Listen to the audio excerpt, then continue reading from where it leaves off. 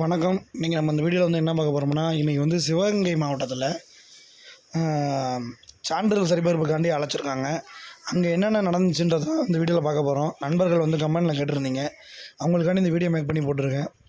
ஒரு நம்மள்கிட்ட வந்து தகவல் தெரிவித்தார். என்னன்னா வந்து மெயினாக அதில் வந்து வருஷப்படி எல்லாமே எடுத்து வச்சுக்கோங்க.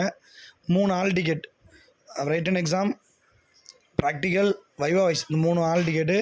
அதுக்கு அடுத்து வந்து கம்யூனிட்டி சர்டிஃபிகேட்டு, அப்புறம் கல்வி சான்றிதழ்.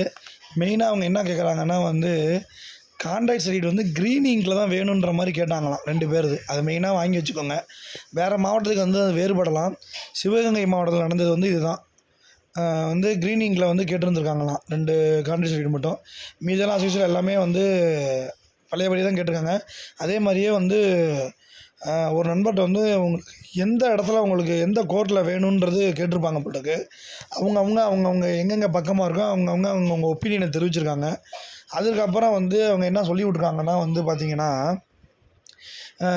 போலீஸ் வெரிஃபிகேஷன் ஒன்று வரும். போலீஸ் வெரிஃபிகேஷன் இருக்குது. அது முடிஞ்சு உங்களுக்கு அப்பாயின்மெண்ட் ஆர்டர் வரும்.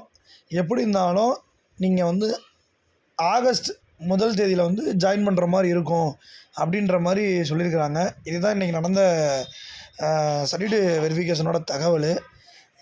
நம்ம சேனலை வந்து சப்ஸ்கிரைப் பண்ணாதவங்க சப்ஸ்கிரைப் பண்ணி வச்சுக்கோங்க. ஆல்ன்ற பெல் ஐக்கான் அமைக்கிக்கோங்க. வேறு எதுவும் தகவல் தேவைப்பட்டால் கீழே கமெண்ட்ஸ் பண்ணுங்கள். நன்றி நண்பர்களே.